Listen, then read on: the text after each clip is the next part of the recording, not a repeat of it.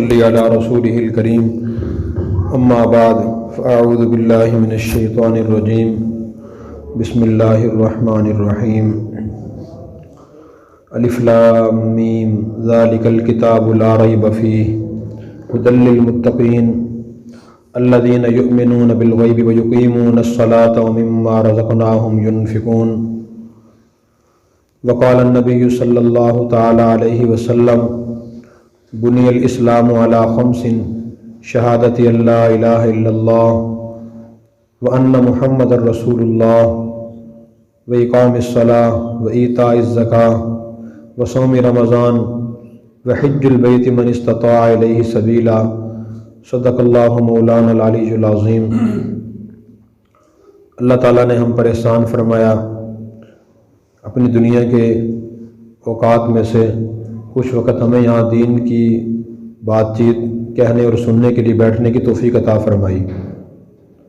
ایسی مجالس میں شرکت بہت ضروری ہے، اس لیے کہ ان مجالس میں شرکت کرنے سے انسان کو اور ایک مسلمان کو صحیح معنی میں حقیقی مسلمان بننے کا راستہ نظر آتا ہے، اپنی زندگی کا مقصد معلوم ہوتا ہے کہ ہمیں ہمارے خالق و مالک نے یہ زندگی کیوں عطا فرمائی، اللہ تعالیٰ نے اس ساری کائنات کیوں پیدا فرمایا، دنیا میں ہمیں کیوں بھیجا، اللہ ہم سے کیا چاہتے ہیں۔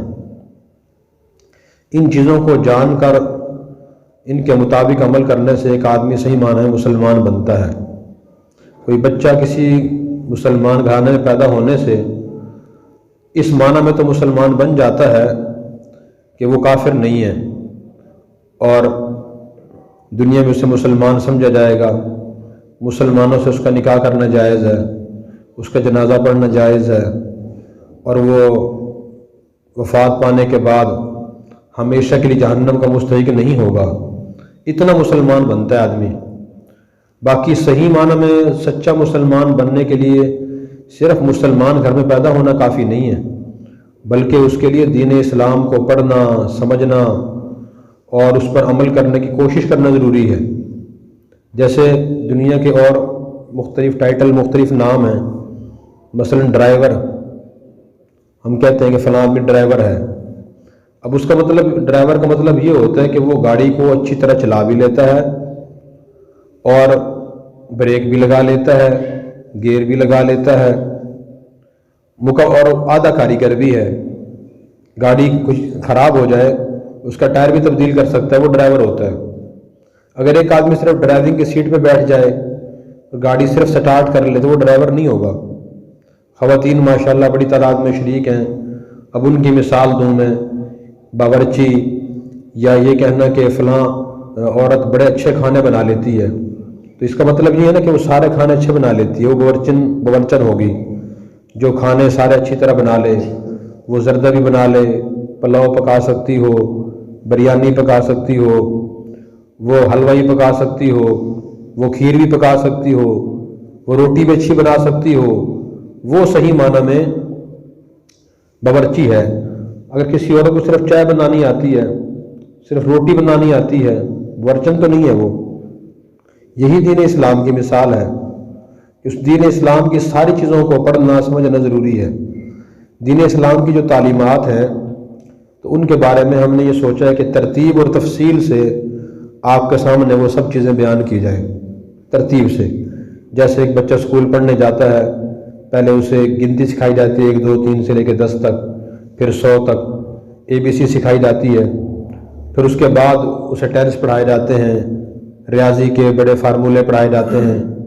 جب بچہ قرآن کریم پڑھنا شروع کرتا ہے اسے قاعدہ پڑھایا جاتا ہے، اور قاعدے میں پہلے الف با تا سا پہلے تختی پڑھائی جاتی ہے۔ تو ہم نے بھی یہ سوچا کہ ترتیب سے جو دین اسلام نے اپنی تعلیمات کی ترتیب رکھی ہے، اس ترتیب سے آپ کے سامنے ہم باتیں بیان کریں تاکہ پورا دین اسلام ہمارے سامنے آ جائے۔ دین اسلام کی جتنی بھی تعلیمات ہیں وہ ساری 5 شعبوں کے اندر آ جاتی ہیں۔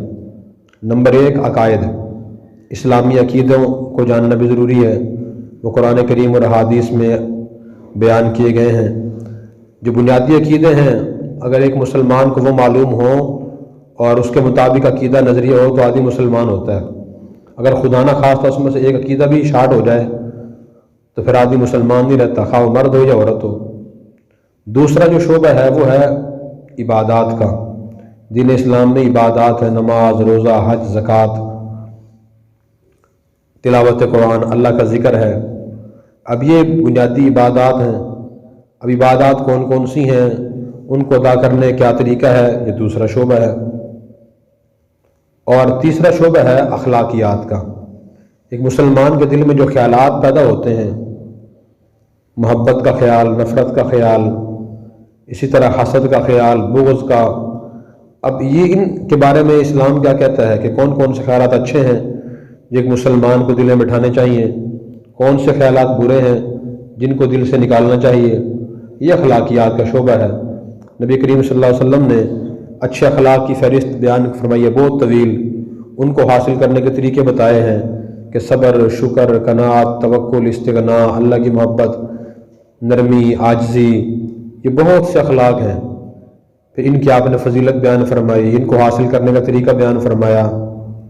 جو بد اخلاقیاں ہیں ان کی بھی لسٹ بیان فرمائی آپ نے، ان کے نقصانات بیان کیے۔ وہ کون سے بد اخلاقیاں ہیں؟ حسد ہے، حسد کسے کہتے ہیں؟ بغض ہے، تکبر ہے، کینہ ہے، عداوت ہے، تو ہرس ہے۔ اب یہ ہرس کسے کہتے ہیں؟ آپ نے یہ بیان فرمایا، اس کے نقصانات بیان فرمائے۔ کسی کے دل میں ہو تو اسے ختم کرنے کا طریقہ بتایا کہ کیسے ختم کیا جائے۔ اور چوتھا شعبہ معاملات کا ہے۔ جب تک انسان زندہ ہوتا ہے، ہوش سنبھالنے کے بعد سے فوق وفات تک انسان معاملات کرتا رہتا ہے، کچھ چیز خریدتا ہے، فروخت کرتا ہے، کرائے پہ لیتا ہے، کرائے پہ دیتا ہے، یہ معاملات انسان کرتا ہے۔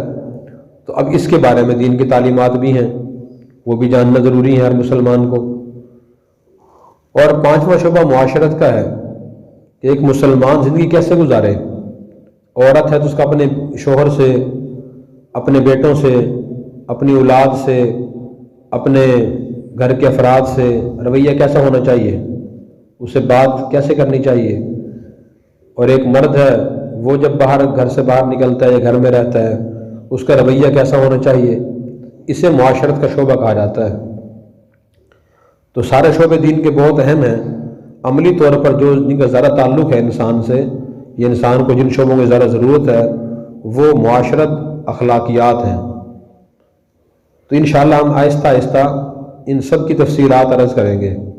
آج صرف جو دین اسلام کے ارکان ہیں ہم ان کی تفصیل تھوڑی سی بتائیں گے۔ ارکان کا معنی بنیادیں ہیں، جیسے کمرے کی 4 دیواریں ہوتی ہیں اور 5ویں چھت ہوتی ہے۔ جب یہ 5 چیزیں مکمل ہوں تو کمرہ مکمل ہوتا ہے۔ اگر یہ 5 چیزیں نہ ہوں یا ان 5 میں سے ایک چیز نہ ہو تو وہ کمرہ رہائش کے قابل نہیں ہوتا، نہ وہ گرمی سے بچاتا ہے نہ سردی سے بچاتا ہے۔ مثلاً ایک کمرے کی 4 دیواریں تو ہوں، چھت نہ ہو، تو کیا وہ بارش سے بچائے گا؟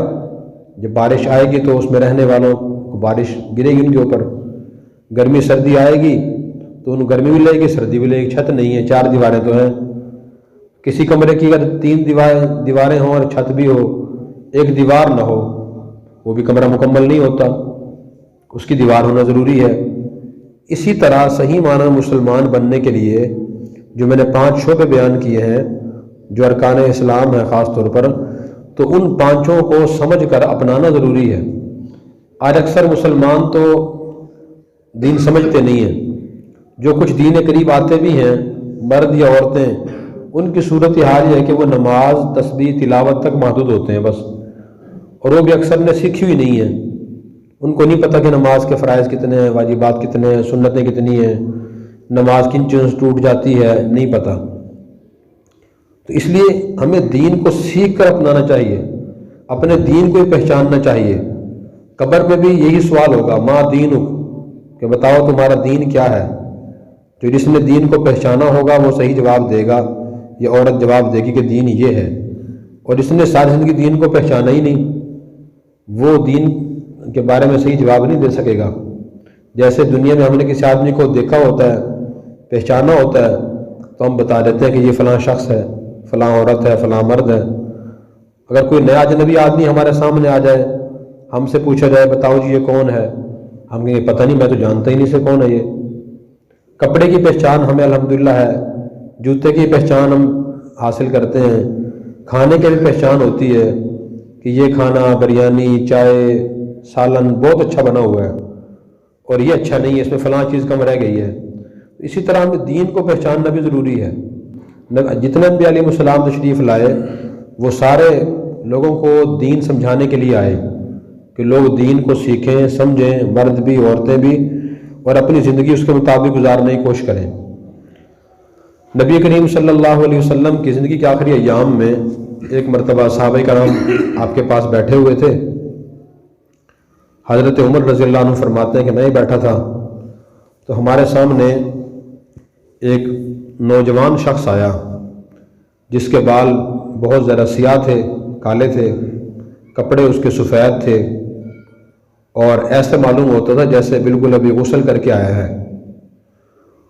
تو جب وہ آیا اور آ کر آپ صلی اللہ علیہ وسلم کے قریب بیٹھ گیا اور اپنے گھٹنے آپ کے گھٹنوں سے ملا دیے، تو پھر اس نے آپ صلی اللہ علیہ وسلم سے کچھ سوالات کیے، آپ نے ان سوالات کے جوابات دیے۔ صحابہ کرام جو مجلس میں بیٹھے تھے سب نے وہ سوالات بھی سن لیے، جوابات بھی سن لیے۔ حضرت عمر فرماتے ہیں کہ مجھے دیکھ کے بڑی حیرت ہوئی کہ یہ شخص نوجوان ہے اور اسے کپڑے بالکل صاف ہیں، بال اس کے صاف ہیں، تو ان باتوں سے یہ معلوم ہوتا ہے کہ شاید کہ مدینے کا رہائشی ہے، کیونکہ اس زمانے میں جو آدمی باہر سے آتا تھا تو سفر لوگ اونٹوں پہ، گھوڑوں پہ کرتے تھے، کپڑے میلے ہو جاتے تھے گرد و غبار مٹی کی وجہ سے، اسے کپڑے صاف ستھرے تھے، یہ معلوم ہوتا ہے شاید مدینے کا باشندہ ہے۔ لیکن مدینہ چھوٹی سی بستی تھی، ہم اس کو جانتے بھی نہیں تھے۔ پھر دل میں خیال آیا کہ شاید کہ باہر کا آدمی ہے۔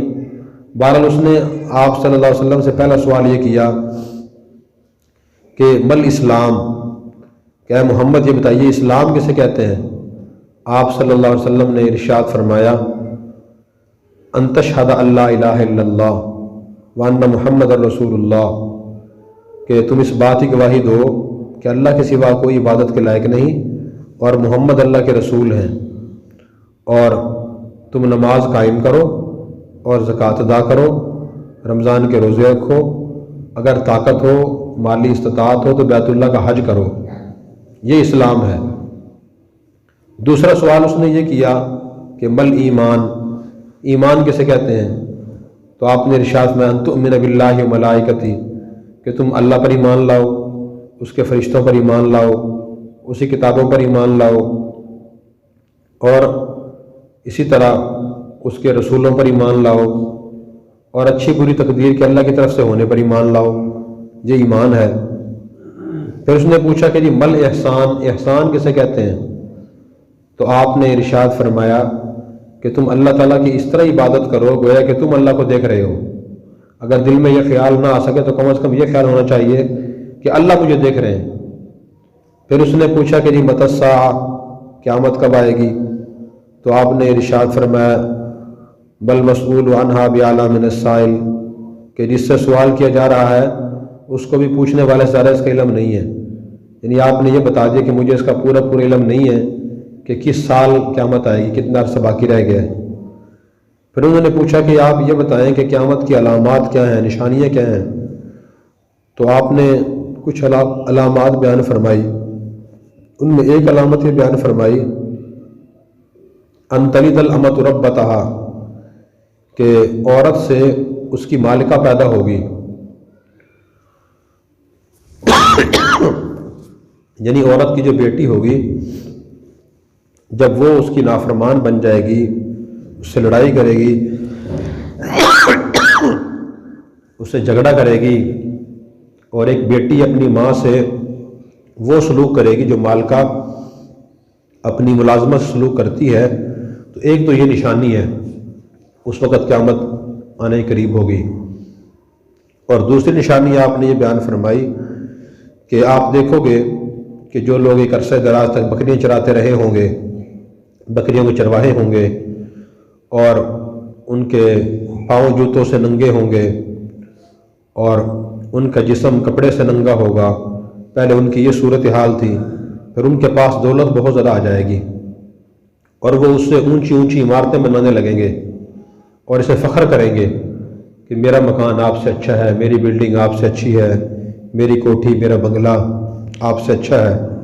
فرمایا کہ جب یہ علامات ظاہر ہونا شروع ہو جائیں تم سمجھ لینا قیامت قریب آ گئی ہے۔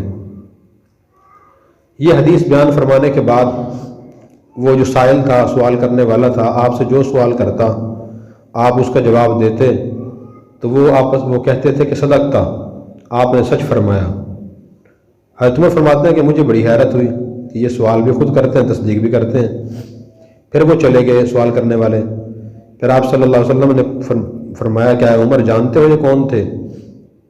حضرت عمر نے عرض کیا رسول اللہ میں نہیں جانتا۔ تو حضور صلی اللہ علیہ وسلم نے فرمایا کہ یہ جبرائیل علیہ السلام تھے اور انسانی شکل میں آئے تھے اور تمہیں تمہارا دین سکھانے آئے تھے۔ نبی پاک کی زندگی کے آخری ایام میں یہ آئے تھے اور اللہ تعالیٰ نے ان کو بھیجا تھا، اس لیے بھیجا تاکہ جا کر یہ ایسے اہم سوالات کریں اور آپ جوابات دیں صحابہ کرام کے سامنے، دین اسلام کا پورا خلاصہ آ جائے۔ تو اس میں پہلی چیز کیا ہے دیکھیں، وہ ہے اللہ پر ایمان۔ اللہ پر ایمان کا مطلب یہ ہے کہ ہر مسلمان کا یہ پختہ یقین ہو کہ اس کائنات کو پیدا کرنے والی، اس کا نظام چلانے والی کوئی ذات موجود ہے، کیونکہ دنیا میں کوئی بھی چیز کتنی معمولی کیوں نہ ہو وہ بنانے والے کے بغیر نہیں بنتی۔ ایک گندم چھوٹا سا دانہ ہے، وہ بھی خود بخود کاشت نہیں ہوتا، خود پیدا نہیں ہوتا، اس کو کاشت کرنے کے لیے بڑی محنت کرنی پڑتی ہے، پھر جائے گندم پیدا ہوتی ہے۔ تو اتنی بڑی جو کائنات ہے اس میں اتنی بڑی بڑی چیزیں ہیں، آسمان ہیں، زمینیں ہیں، پہاڑ ہیں، دریا ہیں، سمندر ہیں، اور اسی طرح درخت پیدا ہو رہے ہیں، انسان ہیں مختلف شکل کے، مختلف مزاج کے، بے شمار جانور ہیں، پھر ان کے مزاج مختلف ہیں۔ تو یہ خود بخود پیدا نہیں ہوئے، کسی ذات نے ان کو پیدا کیا ہے۔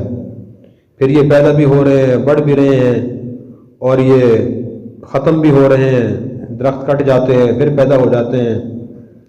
ہم روزانہ آٹے کی روٹی کھاتے ہیں، اب وہ گندم ہر سال پیدا ہوتی ہے، پکتی ہے، بڑھتی ہے، کٹ جاتی ہے، آٹا بن کے ختم ہو جاتی ہے، پھر گندم پیدا ہو جاتی ہے۔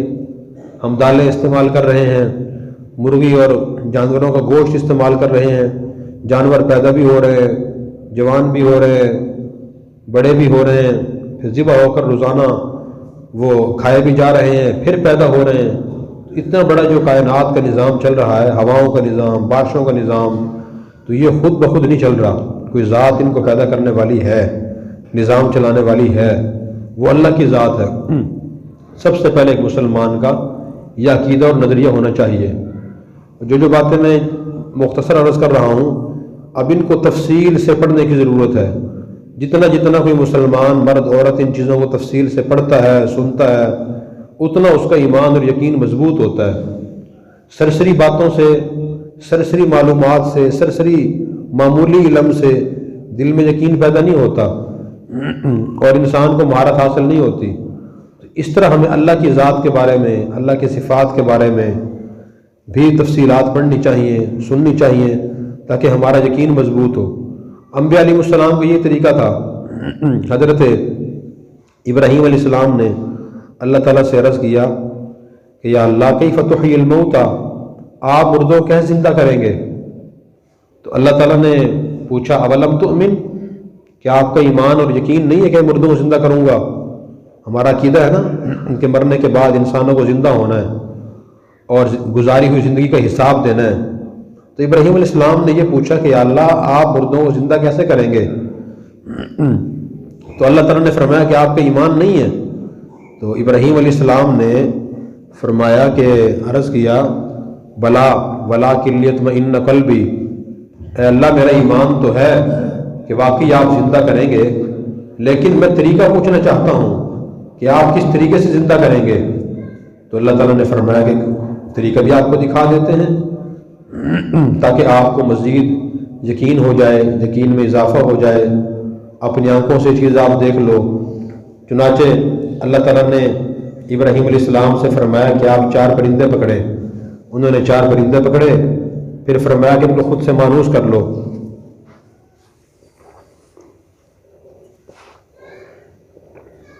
ابراہیم علیہ السلام نے کچھ عرصہ پرندے اپنے پاس رکھے، پھر اللہ تعالیٰ نے فرمایا کہ ابھی آپ سے مانوس ہو گئے ہیں، انہوں نے آپ کو پہچان لیا، عرض کے جی پہچان لیا، تو اللہ تعالیٰ نے فرمایا کہ اب ان کو ذبح کریں۔ ابراہیم علیہ السلام نے چاروں پرندے ذبح کیے، پھر اس کے بعد فرمایا کہ اب ان کا قیمہ بنائیں، گوشت کا قیمہ بنائیں، قیمہ بنا دیا۔ پھر فرمایا اس قیمے کو مکس کریں، اچھی طرح ملائیں، پنجوں کا، چونچوں کا، پروں کا، گوشت کا، سب چیزوں کا قیمہ بالکل مکس کر دیں۔ قیمہ مکس کر دیا، پھر فرمایا کہ اس قیمے کو لے کر آپ پہاڑ پہ جائیں اور وہاں جا کر یہ قیمہ چاروں طرف بکھیر دیں، پھیلا دیں۔ انہوں نے بکھیر دیا اور پھیلا دیا۔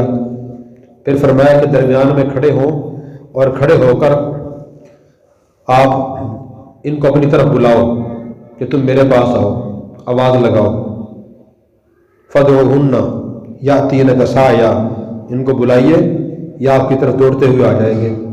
ابراہیم علیہ السلام نے ان کو آواز دی تو انہوں نے دیکھا، ان کی آواز دینے کے بعد ایک گوشت کا معمولی سا ذرہ ایک جگہ سے اٹھا اور فضا میں آ کر ٹھہر گیا، دوسرا ذرہ دوسری جگہ سے اٹھا، وہ فضا میں آ کر ٹھہر گیا۔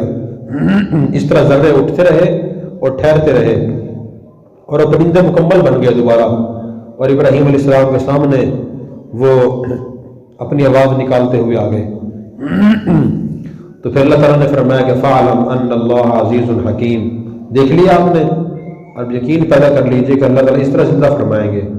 یہ کوئی من گھڑت کہانی نہیں ہے، یہ واقعہ قرآن کریم میں لکھا ہوا ہے۔ قرآن کریم کا 3 سپارہ تلک الرسل، اس کے 30 رکوع میں یہ واقعہ ہے، تو وہاں اللہ تعالیٰ نے یہ واقعہ بیان فرمایا۔ تو دیکھیں انبیاء علیہ السلام اپنے یقین کو بڑھانے کی کوشش کرتے تھے۔ جتنا انسان چیزوں کو آنکھوں سے دیکھتا ہے، کانوں سے بار بار سنتا ہے جس چیز کو، تو اس چیز کا دل میں یقین پیدا ہوتا ہے۔ اس لیے اللہ تعالیٰ کی ذات و صفات کو ہم پڑھیں، سنیں۔ اللہ کی جو پہچان ہے وہ اللہ کی پہچان اللہ کی صفات سے ہوتی ہے۔ اللہ کی صفت قدرت ہے، اللہ کتنے بڑے قادر ہیں اس کو ہم دیکھیں۔ اللہ تعالیٰ کی صفت ایک ہے طاقتور ہونا، کہ اللہ طاقتور ہیں، طاقت کو ہم دیکھیں کہ جس ذات نے آسمانوں کو، زمینوں کو، پہاڑوں کو، اتنی بڑی چیزوں کو پیدا کیا، وہ خود ذات کتنی بڑی ہوگی، اتنی مضبوط چیزوں کو پیدا کیا، وہ ذات کتنی مضبوط ہوگی، کتنی طاقتور ہوگی وہ۔ اس طرح ہم اللہ کی ذات کی پہچان پیدا کریں۔ جتنا اللہ کی ذات و صفات کی پہچان پیدا ہوگی تو اتنا اللہ تعالیٰ ہم سے خوش ہوں گے، اتنا ہمارے لیے اللہ سے محبت کرنا آسان ہوگا اور دین پر عمل کرنا آسان ہوگا۔ دوسری چیز رسالت ہے، کہ اللہ کے رسول پر ایک مسلمان کا ایمان ہونا چاہیے۔ رسالت پر ایمان کا مطلب یہ ہے کہ جب سے اللہ تعالیٰ نے یہ دنیا بنائی ہے اور انسانوں کو یہاں بھیجا ہے، اس وقت سے اللہ تعالیٰ ہر زمانے میں انبیاء علیہ السلام کو بھیجتے رہے کہ جا کے لوگوں کو بتائیں زندگی کیسے گزارنی ہے، کون سا کام کرنا ہے، کس طریقے سے کرنا ہے، کون سا کام نہیں کرنا۔ سب سے پہلے انسان آدم علیہ السلام اللہ کے نبی تھے، ان کا کام یہی تھا کہ آپ لوگوں کو یہ بتائیں۔ اس کے بعد سب سے آخری جو نبی آئے، رسول آئے، وہ ہمارے نبی امام الانبیاء، محبوب کبریا حضرت محمد مصطفیٰ صلی اللہ علیہ وسلم تشریف لائے۔ آپ کے بعد کوئی نبی نہیں سچ آیا، نہ کوئی قیامت تک نبی آ سکتا ہے۔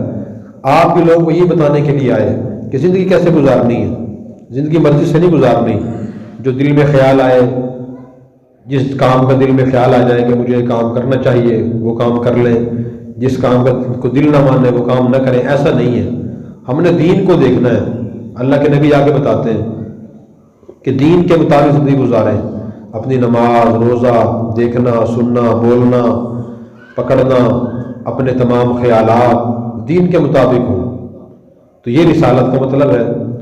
اور اس طرح اس کے بعد تیسری چیز جو ہے وہ نماز ہے، کہ نماز کو ہم ادا کریں 5 وقت۔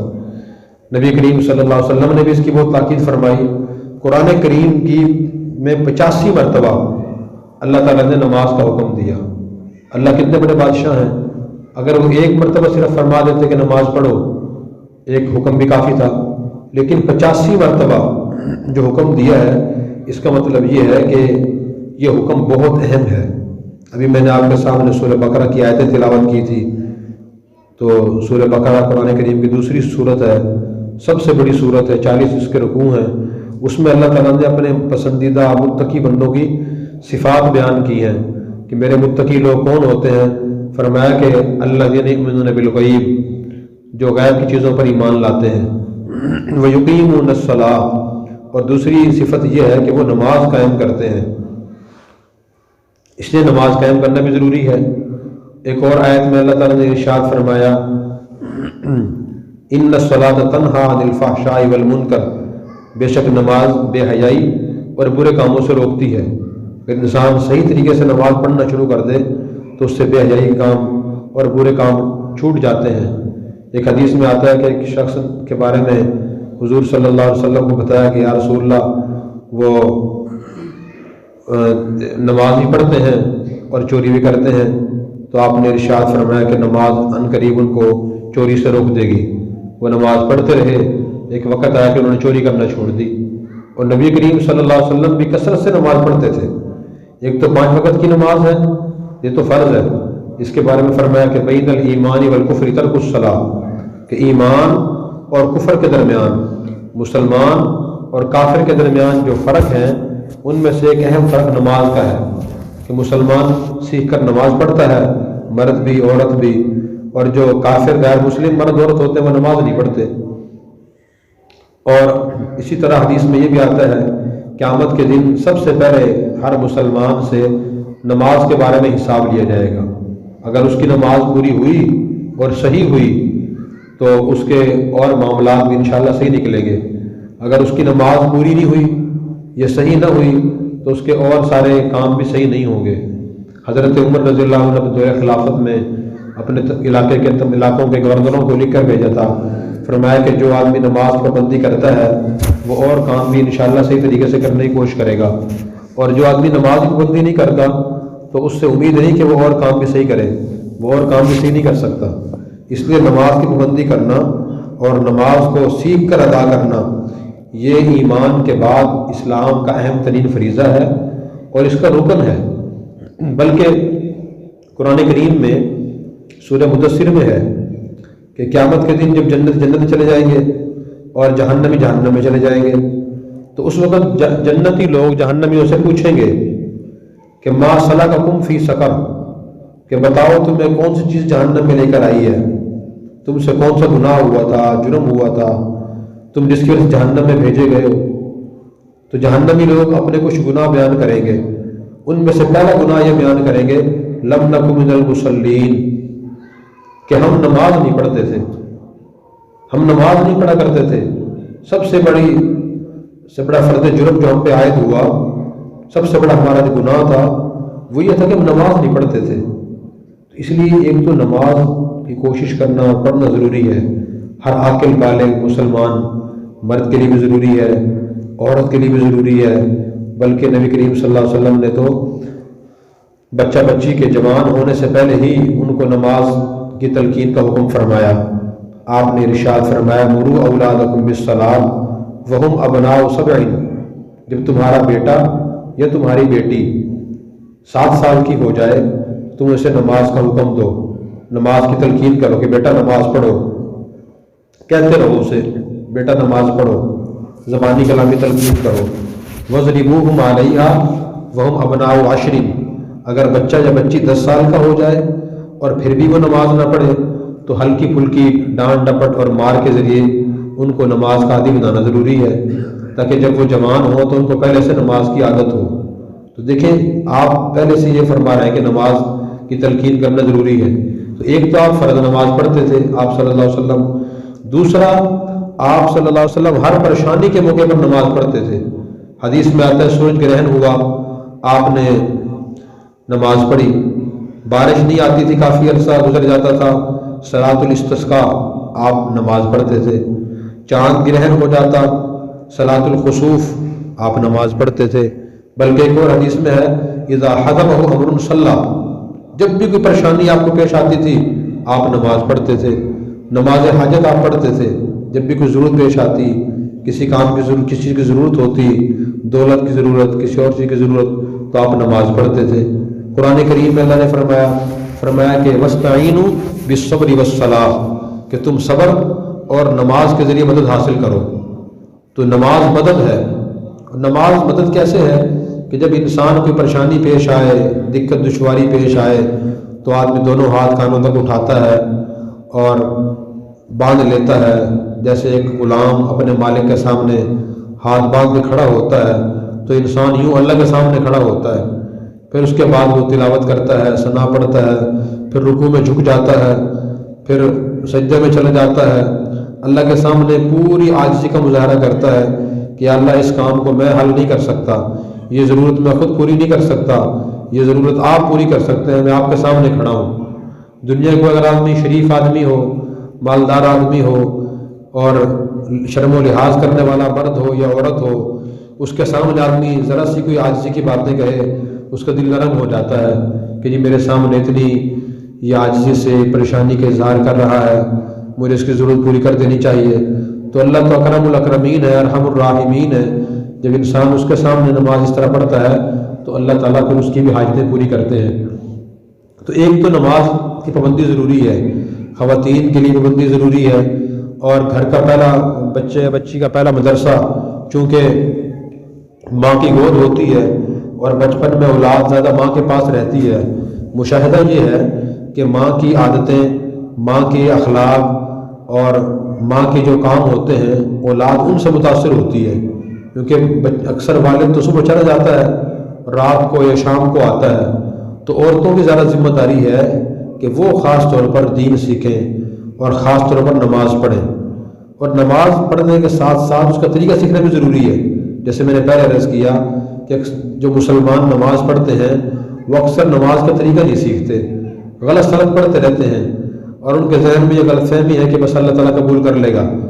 تو دیکھیں اللہ تعالیٰ نے قرآن کریم اتارا ہے اور نبی پاک صلی اللہ علیہ وسلم کو بھیجا، آپ کی لاکھوں حدیث ہیں، وہ ساری حدیث کیوں بیان کی آپ نے؟ اس لیے بیان کی تاکہ مسلمان ان کے مطابق عمل کریں۔ نبی پاک کی حدیث سے ہی معلوم ہوتا ہے کہ جو عبادت اور جو کام آپ صلی اللہ علیہ وسلم کی تعلیمات کے مطابق نہ کیا جائے تو وہ اللہ کے ہاں قبول نہیں ہوتا، اس پر غلط طریقے سے کیا جائے اس پر ثواب کے بجائے گناہ ملتا ہے۔ آپ صلی اللہ علیہ وسلم نے فرمایا صلو کما رأیتمونی اصلی، تم اس طرح نماز پڑھو جس طرح تم مجھے نماز پڑھتے ہوئے دیکھتے ہو۔ صحابہ کو یہ فرمایا کہ میری نماز کے مطابق نماز پڑھو۔ ایک مرتبہ آپ مسجد نبی میں بیٹھے ہوئے تھے تو ایک نئے نئے مسلمان آئے جو نئے نئے مسلمان ہوئے تھے، اور آ کر انہوں نے نماز پڑھنا شروع کی، 2 رکعت پڑھی، اور پڑھنے کے بعد پھر آ کر آپ کو سلام کیا۔ آپ نے سلام کا جواب دیا اور فرمایا کہ ارجع فصلی فإنک لم تصلی، تم واپس جا کر نماز پڑھو، تم نے تو نماز پڑھی ہی نہیں۔ انہوں نے پھر جا کر نماز پڑھی اور پھر آ کر آپ کو سلام کیا، آپ نے سلام کا جواب دیا، پھر فرمایا کہ ارجع فصلی فإنک لم تصلی، تم واپس جا کر نماز پڑھو، تم نے تو نماز پڑھی ہی نہیں۔ انہوں نے پھر تیسری مرتبہ اسی طرح نماز پڑھی اپنی روٹین کے مطابق، اپنے طریقے کے مطابق، اور پھر آپ کو آ کر سلام کیا، آپ نے سلام کا جواب دیا، فرمایا کہ ارجع فصلی فإنک لم تصلی، تم واپس جا کر نماز پڑھو، تم نے تو نماز پڑھی ہی نہیں۔ اب دیکھیں آپ یہ فرما رہے ہیں کہ تم نے نماز پڑھی ہی نہیں، یہ نہیں فرمایا کہ تمہاری نماز میں تھوڑی سی غلطی ہے آئندہ خیال کرنا، بلکہ فرمایا تم نے تو نماز پڑھی ہی نہیں، اس کو بالکل کالعدم قرار دے دیا۔ پھر انہوں نے پوچھا کہ یا رسول اللہ آپ مجھے نماز پڑھنے کا طریقہ بتائیں، میں نماز کیسے پڑھوں؟ پھر آپ صلی اللہ علیہ وسلم نے ان کو نماز پڑھنے کا مکمل طریقہ سکھایا، اور آپ نے فرمایا کہ آپ کی نماز میں 2 غلطیاں ہیں جن کی وجہ سے میں نے کہا کہ آپ نے نماز پڑھی ہی نہیں۔ پہلی غلطی تو یہ ہے کہ رکوع سے اٹھنے کے بعد سیدھا کھڑا ہونا ہوتا ہے۔ ہر نمازی کو مرد ہو یا عورت رکوع سے اٹھنے کے بعد سیدھا کھڑا ہو جائے، جسے قوما کہا جاتا ہے، سمیع اللہ لمن حمیدہ کہے، ربنا لک الحمد کہے، اور اگر ہو سکے تو یاد کرے حمدن کثیرا طیبا مبارکا فی، یہ کلمات پڑھے، اس کے بعد سجدے میں آئے۔ تو آپ نے ان کو فرمایا ایک تو آپ رکوع سے اٹھنے کے بعد سیدھے کھڑے نہیں ہوتے، بلکہ رکوع سے ذرا سر اٹھانے کے بعد سجدے میں چلے جاتے ہو، ایک غلطی تو یہ ہے۔ دوسری غلطی یہ ہے کہ ایک سجدے سر اٹھانے کے بعد بالکل سیدھا بیٹھنا ہوتا ہے، نمازی مرد کو بھی اور نمازی عورت کو بھی۔ اس بیٹھنے کو جلسہ کہتے ہیں، اور اس میں یہ دعا پڑھنا مستحب ہے، اللہم اغفر لی وارحمنی وعافنی واجبرنی، یا اللہ میری مغفرت فرما، مجھ پہ رحم فرما اور مجھے عافیت عطا فرما، میرے نقصان کی تلافی فرما۔ یہ دعا پڑھنا مستحب ہے۔ تو سیدھا بیٹھ کر پھر سجدہ کرنا چاہیے۔ تو آپ نے فرمایا کہ تم یہ دونوں کام نہیں کرتے۔ اب دیکھیں ان کا قیام ٹھیک تھا، رکوع ٹھیک تھا، تلاوت ٹھیک تھی، اتحیات ٹھیک پڑھ رہے تھے، سلام بھی ٹھیک پھیرا ہوگا، لیکن انہوں نے 2 کام غلط کیے، تو آپ نے فرمایا کہ تمہاری نماز نہیں ہوئی اور تم نے تو نماز پڑھی ہی نہیں۔ تو اس لیے سیکھ کر نماز پڑھیں۔ اکثر ایسا ہوتا ہے کہ جو لوگ نماز پڑھتے ہیں انہوں نے بچپن میں مرد نے کسی محلے میں استاد صاحب سے، حافظ صاحب سے نماز سیکھی تھی، وہی ان کو یاد ہے۔ اچھا، خواتین جو ہیں محلے میں جو پہلے خواتین پڑھاتی تھیں، عورتیں یا والدہ سے انہوں نے نماز سیکھی ہے، تو وہ نماز ان کی چلی آ رہی ہوتی ہے، تو اس کو بھی چیک کرانا ضروری ہے کہ ہماری نماز ٹھیک ہے یا نہیں ہے۔ نماز کی کتابیں ملتی ہیں، نماز کی کتاب وہ لے لیں، اس میں مائیں خاص طور پہ اپنی بچیوں کو یہ نماز کے فرائض سکھائیں، واجبات یاد کرائیں ان کو، اور گھر محلے میں کوئی خاتون ہو ایسی عالمہ یا حافظہ کاریہ، تو ان کو اپنی نماز سنائی جائے، سکھائی جائے۔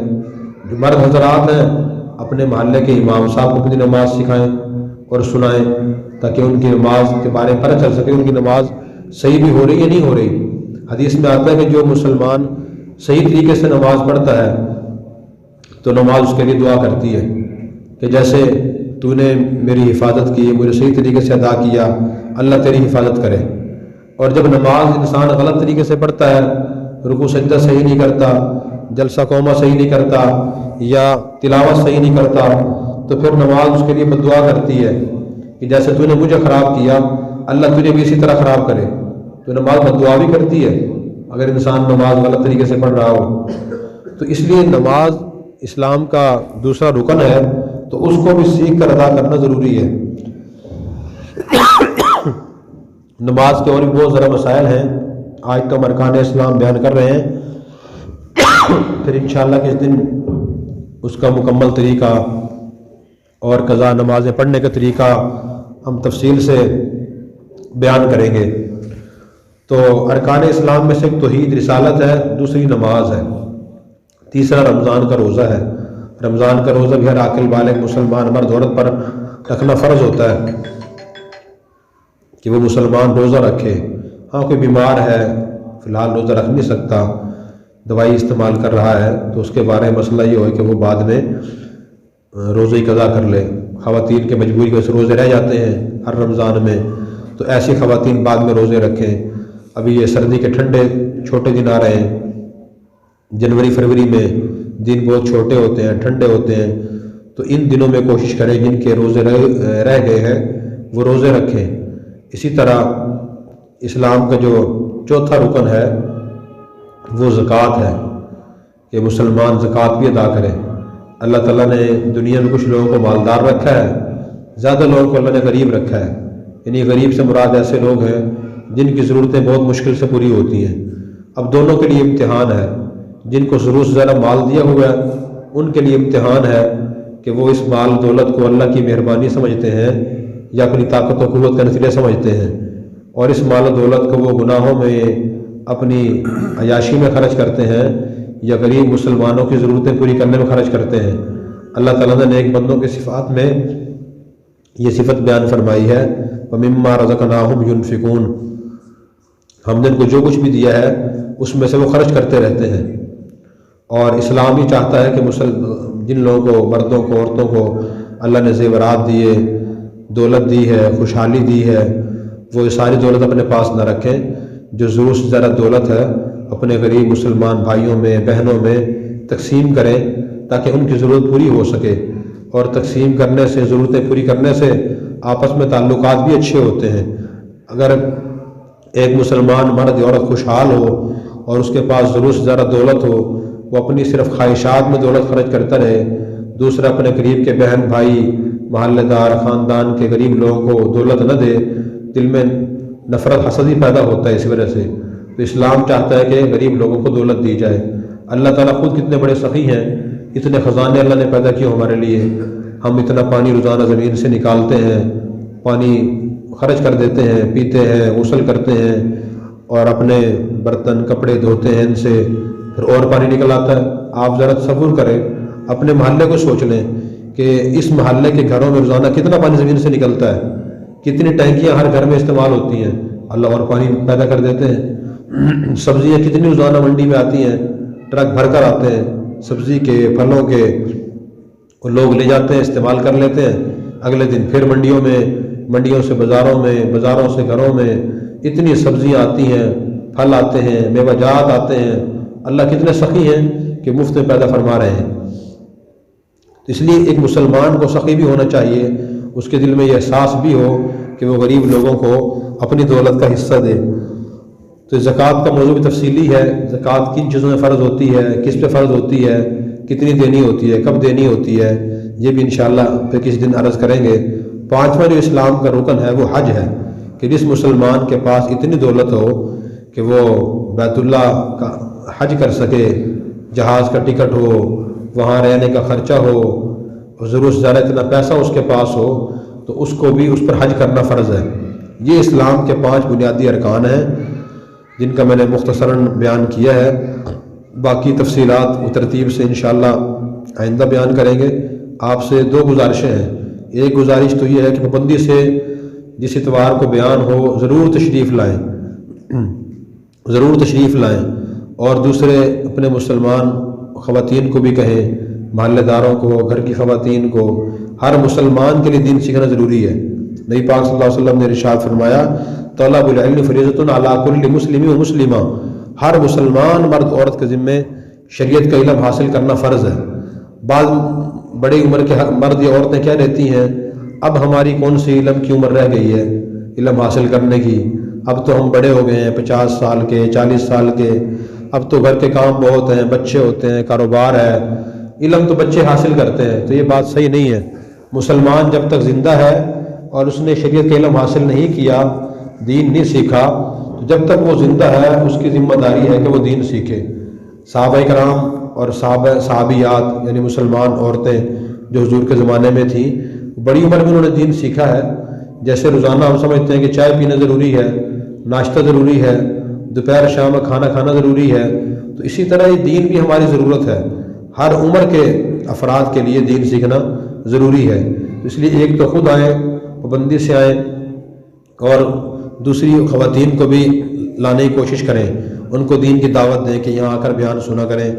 اور دوسری ذمہ داری یہ ہے کہ جو باتیں یہاں ہوں وہ صرف ثواب کی نیت سے ہم نہ کریں، نہ سنیں، بلکہ عمل کی نیت سے سنیں، اور پھر گھروں میں جا کر ان باتوں کا تذکرہ کریں۔ ہر مسلمان نے بہت سے دین کی باتیں سنی ہوتی ہیں لیکن پر عمل نہیں ہوتا۔ اس کی وجہ یہ ہوتی ہے کہ باتیں یاد نہیں ہوتی۔ تو اس لیے جب یہاں سے جائیں تو آپس میں خواتین گھروں میں بیٹھ کر، کوئی اور خاتون ملنے کے لیے آئے جو یہاں نہیں آ سکی، اس کو یہ باتیں سنائیں کہ آج ہم اسلام کے 5 ارکان کی تفصیل سن کے آئے ہیں۔ حدیث جبریل میں نے بیان کی ہے وہ سنائیں، اس کے بعد اللہ پر ایمان، ابراہیم علیہ السلام کا واقعہ میں نے بیان کیا ہے وہ بیان کریں۔ نماز کے بارے میں تفصیل سے بات کی ہے کہ جہنم میں جائیں گے تو بتائیں گے جب نماز نہیں پڑھتے تھے اس لیے ہم جہنم میں آئے ہیں، اور نماز پڑھنے کا مکمل طریقہ کہ نماز سیکھ کر پڑھے، اس کے بارے میں جامع ترمذی کی حدیث بیان کی۔ صحابی نے غلط طریقے سے نماز پڑھی، حضور نے فرمایا تم نے نماز پڑھی ہی نہیں۔ تو دیکھیں آپ صلی اللہ علیہ وسلم بتائی ساری باتیں بڑی مؤثر ہیں، اور وہ انسان کو بیدار کرتی ہیں، فکر مند کرتی ہیں کہ میں نماز پڑھ رہا ہوں، کیسے پڑھ رہا ہوں میں۔ اسی طرح اس کے بعد اور باتیں بیان ہوئی ہیں، تو ان سب باتوں کو جا کر یہاں سے بیان بھی کریں۔ جب آپ 3-4 مرتبہ یہ باتیں بیان کریں گے تو انشاءاللہ یہ باتیں دل و دماغ میں بیٹھ جائیں گی، پھر اللہ تعالیٰ عمل کرنے کی توفیق بھی عطا فرمائیں گے۔ سب کوشش فرمائیں گے اس کی انشاءاللہ۔ اللہ تعالیٰ مجھے اور آپ کو ان باتوں پر اخلاص نیت سے عمل کرنے کی توفیق عطا فرمائے۔ وآخر دعوانا الحمدللہ رب العالمین۔ دعا فرما لیں۔ الحمدللہ رب العالمین والصلاة والسلام علی سید الانبیاء والمرسلین وعلی آلہ واصحابہ اجمعین۔ ربنا آتنا فی الدنیا حسنہ وفی الآخرۃ حسنہ وقنا عذاب النار۔ ربنا آتنا من لدنک رحمہ وہیئ لنا من امرنا رشدا۔ اللہم انا نسألک علما نافعا وعملا صالحا ورزقا طیبا واسعا وشفاء من كل داء۔ اے اللہ ہم تمام حاضرین کی، خواتین کی، مردوں کی اور پوری امت کی تمام مشکلات آسان فرما، سب کی تمام جائز حاجات اور ضروریات اپنے غیب کے خزانوں سے پوری فرما، پوری امت میں اتفاق اور اتحاد پیدا فرما۔ اے اللہ ہم سب کو دین سے سچی محبت نصیب فرما، ہمیں دین سیکھ کر عمل کرنے کی توفیق عطا فرما۔ اے اللہ ہمیں دین سیکھ کر عمل کرنے کی توفیق عطا فرما۔ اے اللہ جو خواتین مرد حضرات یہاں بیٹھے ہیں ان کی جو ضرورتیں ہیں سب کی اپنی ضرورتیں غیب کے خزانوں سے پوری فرما، جن کے پاس اپنا مکان نہیں ان کو اپنا مکان عطا فرما۔ اے اللہ جن کے پاس روزگار نہیں ان کو اپنے روزگار عطا فرما، جن گھروں میں خوشحالی نہیں ہے تنگدستی ہے یا اللہ انہیں خوشحالی عطا فرما۔ یا اللہ جن مرد عورتوں کے رشتے نہیں ہوئے وہ رشتوں کی تلاش میں ہیں انہیں مزاج کے موافق دیندار رشتے نصیب فرما۔ اے اللہ جو بیمار ہیں انہیں شفاء کامل عطا فرما، ہم اپنی صحت کا خیال کرنے کی توفیق عطا فرما۔ اس محلے کے اور جتنے بھی مسلمان دنیا سے رخصت ہو چکے ہیں ان سب کی مغفرت فرما، ان کو اعلیٰ علیین مقام عطا فرما، ہمیں فکر آخرت نصیب فرما۔ یا اللہ جو لوگ بے اولاد ہیں اولاد کے خواہش مند ہیں انہیں نیک اولاد نصیب فرما، یا اللہ انہیں نیک اولاد نصیب فرما۔ یا اللہ جن کی اولادیں ہیں ان کی اولادوں کو ماں باپ کے لیے آنکھوں کی ٹھنڈک کا ذریعہ بنا، ان کا فرما بردار فرما۔ اے اللہ مرتے دم تک ہمیں دین اسلام پر استقامت عطا فرما، مرتے وقت کلمہ طیبہ نصیب فرما۔ صلی اللہ تعالیٰ علی خیر خلقہ سیدنا و مولانا محمد وعلی آلہ واصحابہ اجمعین برحمتک یا ارحم الراحمین۔